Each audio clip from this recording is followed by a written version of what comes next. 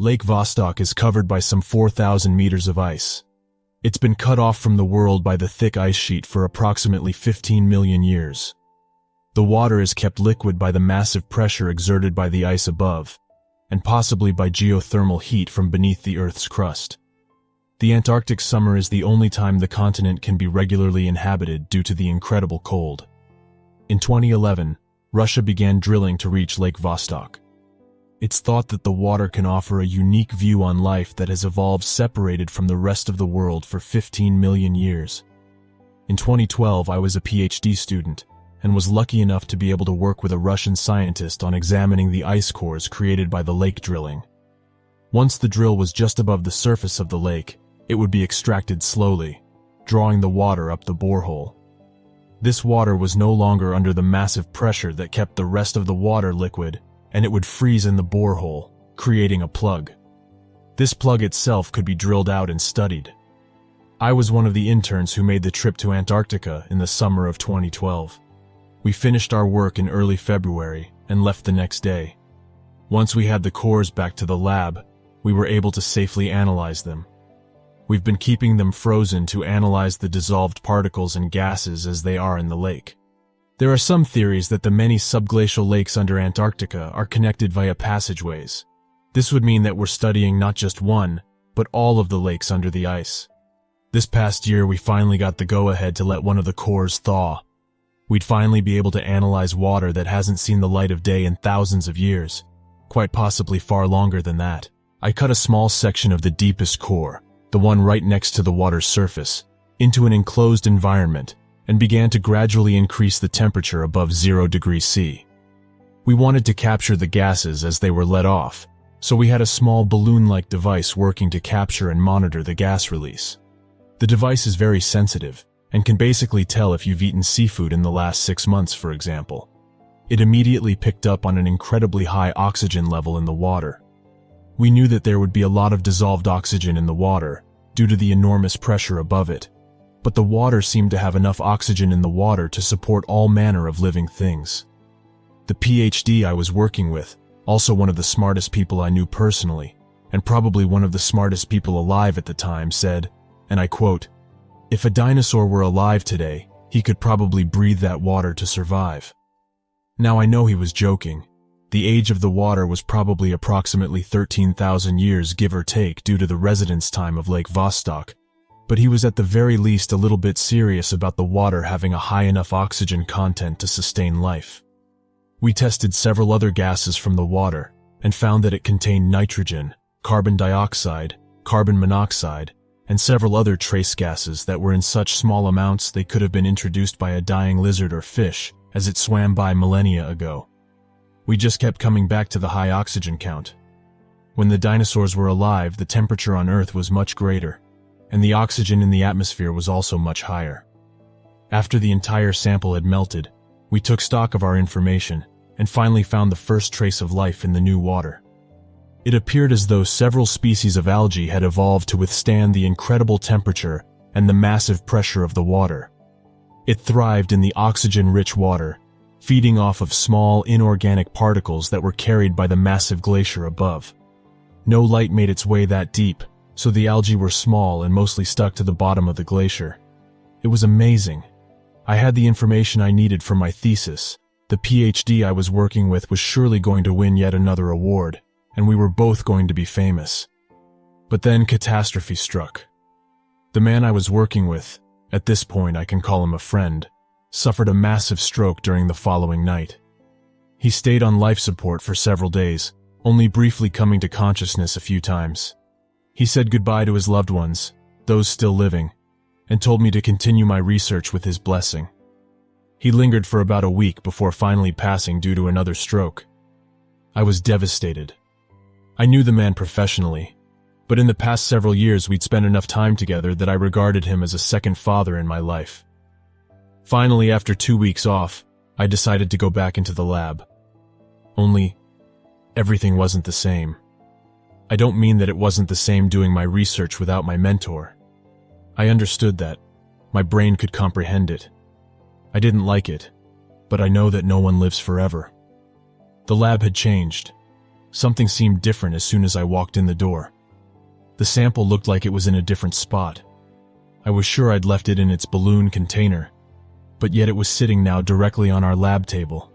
It was still in an airtight location, but I wasn't about to just leave it there on the table, so I again moved it inside the balloon. The remainder of the core was still frozen in storage, or so I thought.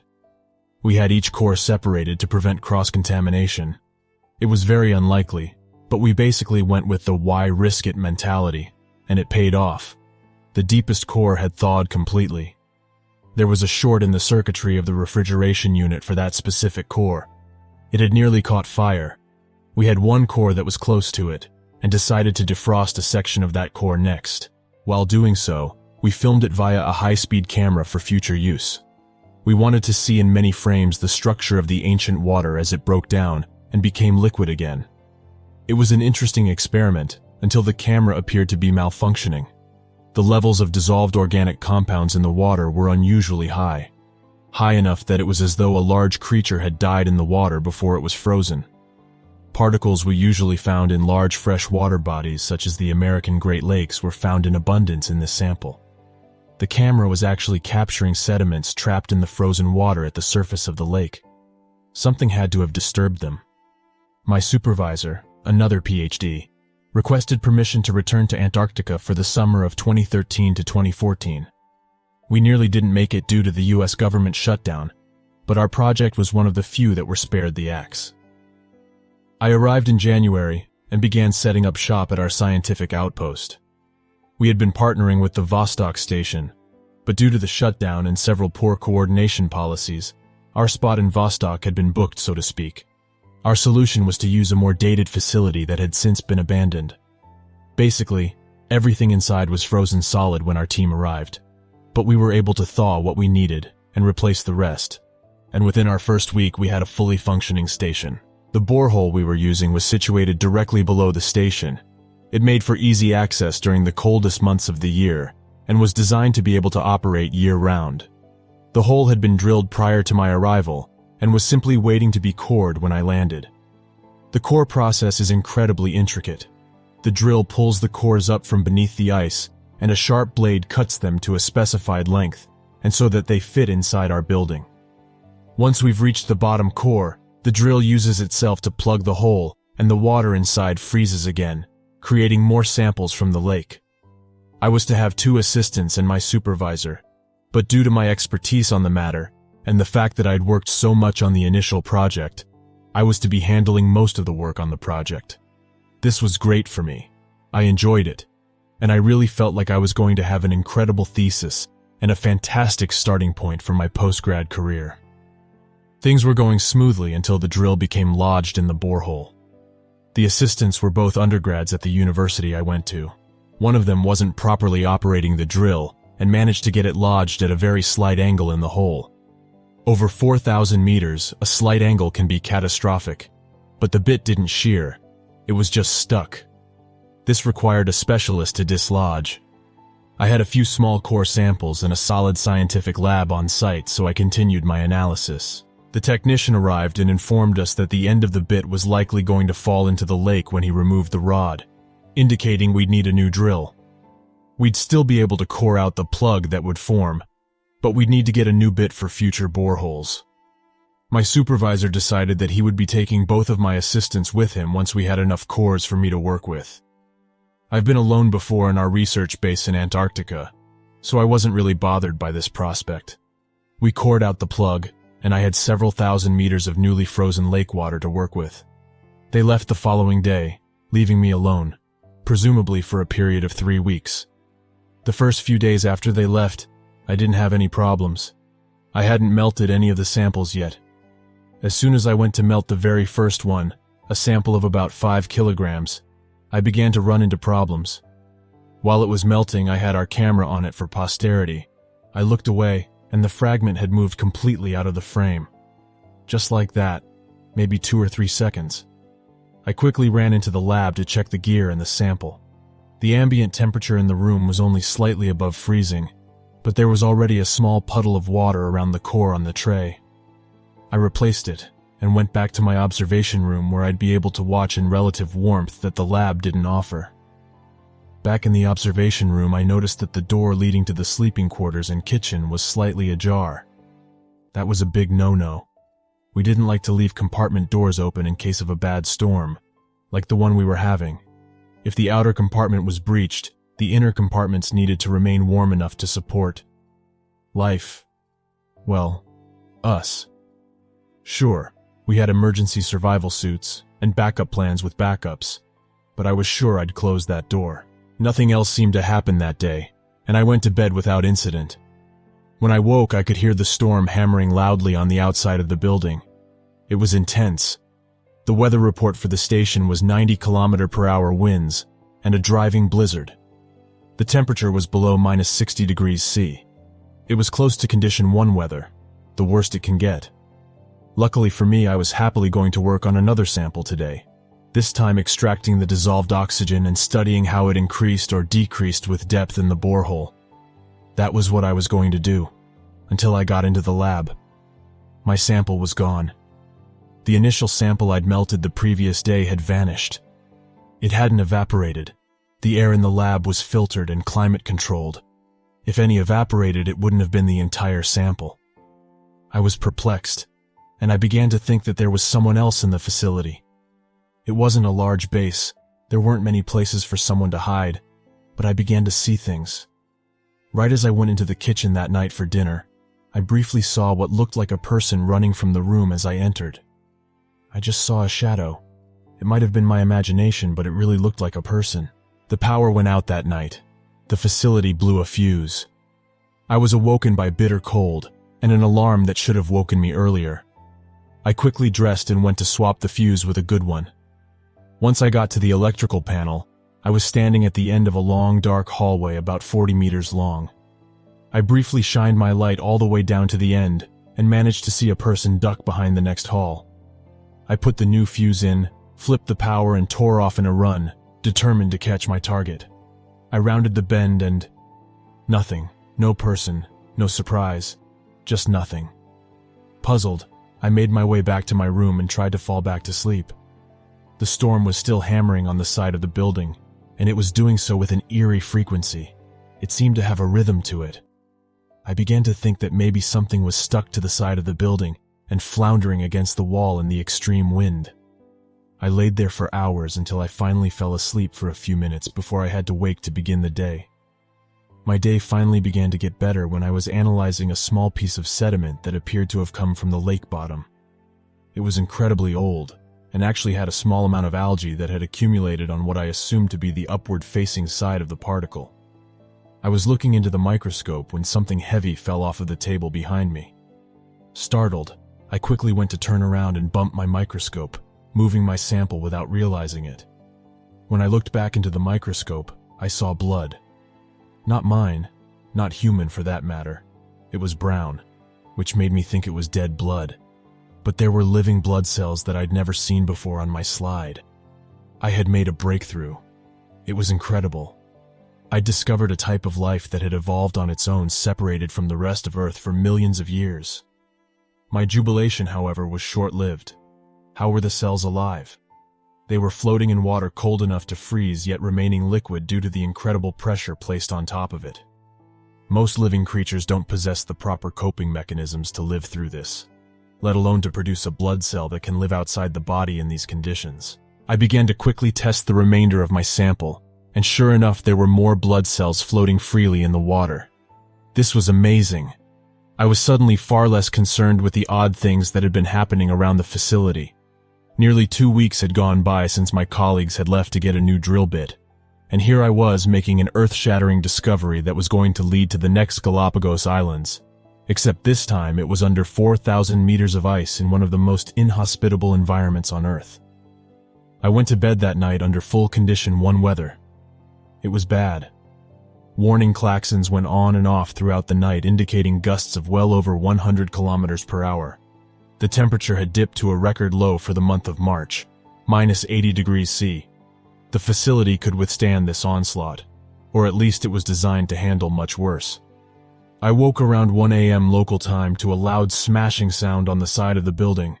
The walls were double thick and insulated by a vacuum space between the outer and inner walls, yet something was banging on it loud enough to wake me.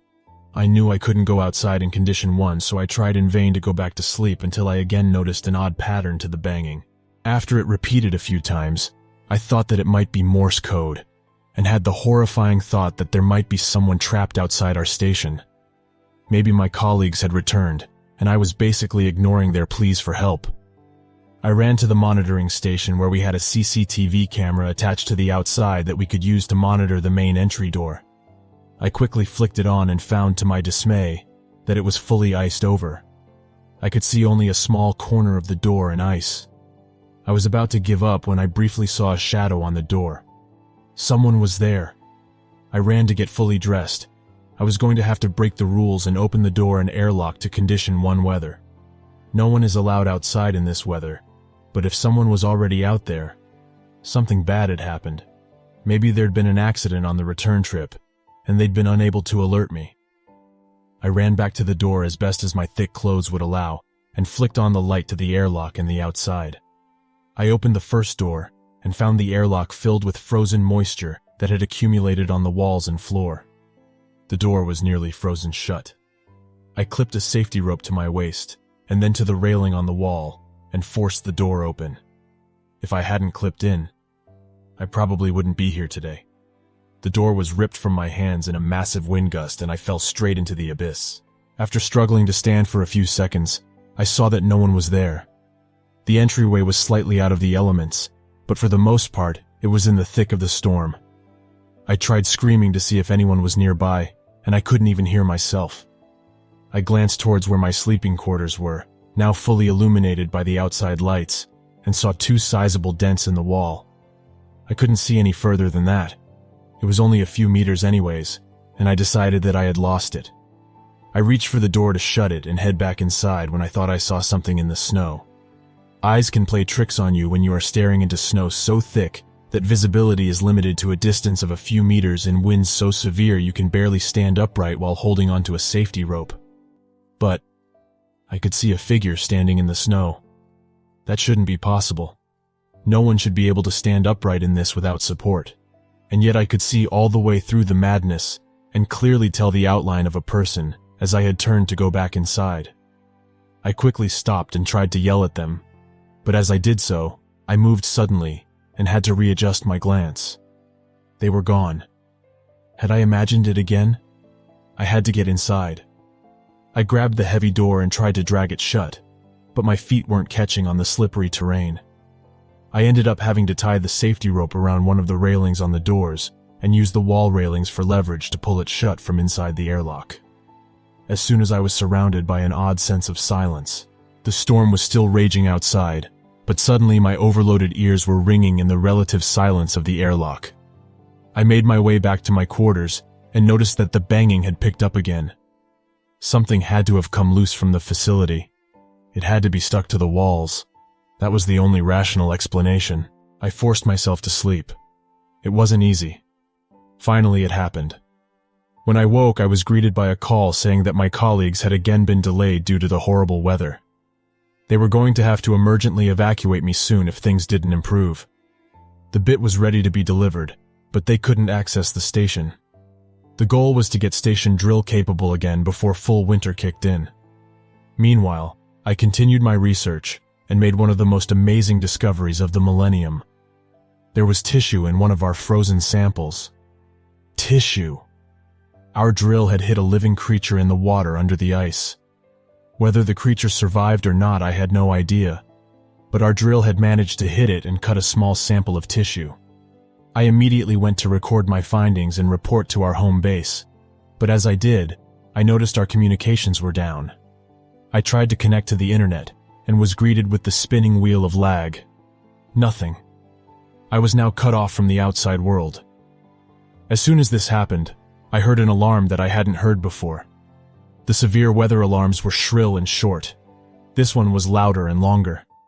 I ran to my instrument panel to figure out what it was. Water was coming up the borehole into the station. That shouldn't have been possible. The ice should have frozen all the way up to the top long ago and created a plug. Like an artesian well, the water under pressure would have a certain head to it and come so high up the tube before finally equalizing and remaining stationary. We'd calculated that distance as being less than 3,900 meters from the surface of the lake. We should have had 100 meters of safety, but when I ran into the borehole room, I was greeted by several centimeters of water sloshing about. I had waterproof boots and quickly donned them. The borehole was open, the ice plug gone. I looked down it with a light, and as far as I could see, the ice was gone. We needed to seal the hole in a hurry. The hole was only about 15 centimeters in diameter, but water seemed to be coming up from the depths. Apparently, our calculations were wrong. I began to run the drill controls. The bit itself was gone, but with nothing to impede it, I could insert the remainder into the borehole and use it as a plug. The only problem was the ambient temperature in the room. I suddenly noticed that it was warm, unusually so. I had to flood the room with the outside air, and then the water would freeze in moments. There were vents in the ceiling that could be manually opened, allowing the harsh air in for just such an occasion, only we didn't expect to have to do so in Condition 1 weather. I quickly climbed up and cranked the lever, opening both the inner and outer walls. The air whipped in through the slits and the temperature dropped to freezing in moments. With the drill in place, the water began to solidify nicely. I was then able to remove it and let the hole freeze over as before. Only I had no idea what had caused the thaw. I made my way back to my sample to find that it was gone. That was the last straw. My equipment was disturbed, slides moved, and my groundbreaking discovery was missing. I made to go cut a new sample, and as I did, I opened the door to our freezer room, which was actually normally slightly warmer than the outside temperature at present, and found that everything had defrosted. Our 4,000-meter ice core was sloshing about on the floor of the facility, slowly freezing again. My samples were ruined. I was about to storm out of the room when I noticed something lying on a shelf near the back of the room. If the ice had defrosted, nothing should be there. I went to investigate, and it looked like a mummified corpse. It was black, blue, and withered, shriveled into a contorted position, and it looked like it had too many limbs. Suddenly it started crawling towards me, using more than 2 arms, and maybe an extra leg. I fell backwards and caught myself on a shelf before I landed in the water. I was trudging through several centimeters of water to begin with, and now I was running. It moved on the shelf about waist high and climbed around the outer edge to get to the next level up. I reached the door moments before it did and slammed it, locking the sample room as I did. I opened the ceiling vents to try to freeze the room, and whatever was inside it, and then realized that this probably wouldn't bother it much if it had been living where I thought it had. I ran to the crew quarters and locked myself in. I had access to the kitchen, living quarters, and sleeping quarters without having to go near the lab. I was going to be emergently evacuated soon. I could just wait it out. Except, I couldn't be reached via comms at present. I tried to access our communications and found that the internet was back, but that our radio communications were down. I had several messages asking if I was okay.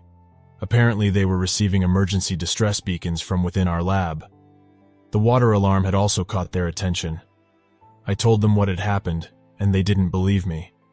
Told me I was crazy. Maybe I was. I was alone in the Antarctic, and I'd been there for nearly a month. They likened it to an astronaut on the ISS suffering from anxiety. I managed to calm myself down a little. The CCTVs showed nothing moving anywhere else on the station. I grabbed a flare gun and a pry bar. I had no other weapons, and slowly made my way through back to the lab. Everything seemed normal. I received a report that they were sending an emergency transport to pick me up the following morning.